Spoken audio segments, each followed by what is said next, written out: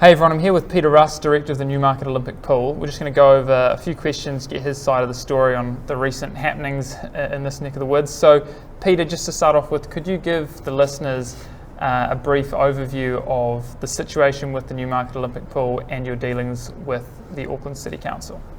Yeah, look, we've been here about 30 years now, just over 30 years, and we've been for some time trying to work out a longer term future with the council. It's been quite a mission, quite a negotiation. We hadn't really made any progress until this last few months. It got complicated by the fact that the council wanted to put out for expressions of interest all the facilities it runs, and that really delayed the whole process, probably another 18 months. So we finally got to the stage where we had the chance to go to the Waitemata local board and get their approval or not, as it turned out we did, for another 10 years lease. Ours currently is running out on the 2nd of November this year. So it was running down to the wire, and we managed to go through quite a lengthy process of negotiation and a bit of politicking as well to actually get to the stage where we have got a future now. Yeah, what is that future? It was last week or the week before they announced, they gave you guys some good news? Yes, they did. They finally decided that we should get another 10 years lease. The proposal originally was that we were going to put in $1 million into the facility to improve it, capital improvements. We would fund that, and it wouldn't be a cost to the ratepayers. It took a little while to go through that to get the council officers' view on the matter, and for the local board to consider that. But what we've got now is the promise of a 10-year lease. We are in effect going to be from the 2nd of November on a month-by-month lease for whatever time it takes to get the lease signed off. But we have an assurance from the council that there will be no termination of the lease until we've gone through that process. Why do you think the council changed their decision in the end to what they made it to? Well, it's probably a number of factors. I think we presented a pretty strong case in that we have been here, we've done a lot of work, we've been virtually no cost to the ratepayer, so we have the track record. Some of the members on the board were not familiar with the background, the history of the place. Others were. We had 2 or 3 real advocates for us on the board. Right. So they pushed our case, and we finally got it across the line. But we wouldn't have done so probably without an immense amount of backing from our users and from the community that we serve here. So they came on strong, and they made a lot of individual representation as well as group at the meetings to press our case. Are you happy with the lease you've been able to negotiate, and is there a right of renewal? We are happy on a conditional basis, basically. We haven't got the straight out 10-year extension of lease. Right. There are a number of hurdles to go through, legal hurdles, and there is a bit of work to be done in terms of determining the full scope of work that's required, given that there is a seismic upgrade required at some stage.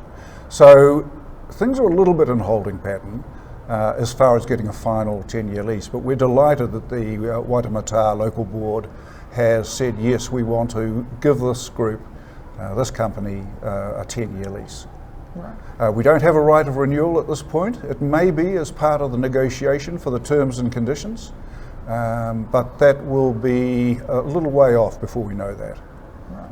What were the key actions that you and your team took that enabled you to achieve this outcome? Because often the case around New Zealand, when there's a community group or an organisation that is going against a council or based on a decision or a policy the council's made, they're not always successful, but so far you've managed to be somewhat successful, you'd agree.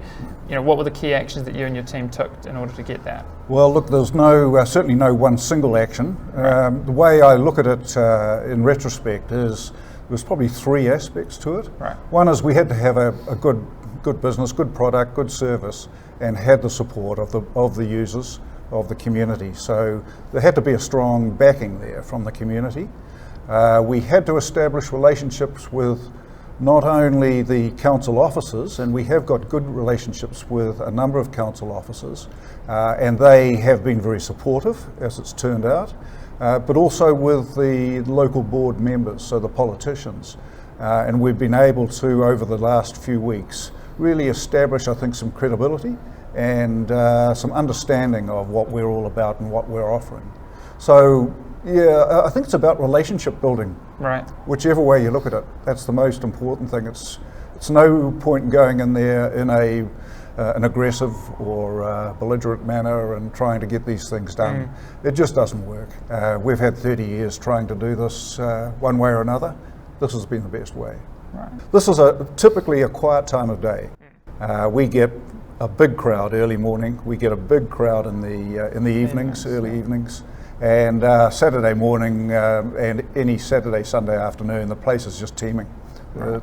You know, one of our slogans is family, fun and fitness, and we get all that certainly throughout the week, but at particular times it's different aspects of it. Family big in the weekends. So the community will be very relieved to hear this news. Delighted, absolutely delighted. And we're going to celebrate. We've been here 30 years. We've been putting off our 30-year celebration, but we're having a big one on the 31st of October. That's awesome. Because we wanted to make sure we had something to celebrate looking forward as well.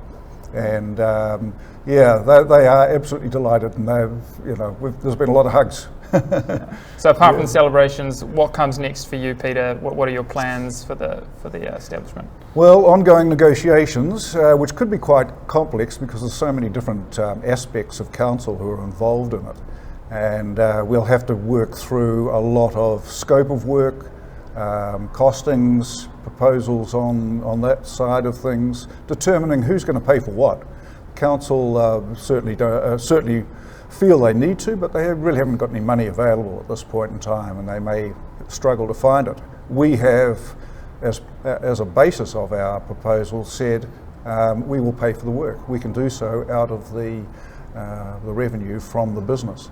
And that was a key point of our proposal. We intend to do that too, and we're quite happy to do that as long as we've got long enough tenure to do so. So we'll be working on those aspects quite significantly. So also looking at all the building aspects. We've got quite a lot of upgrading to do. Awesome. Thanks so much for your time, Peter.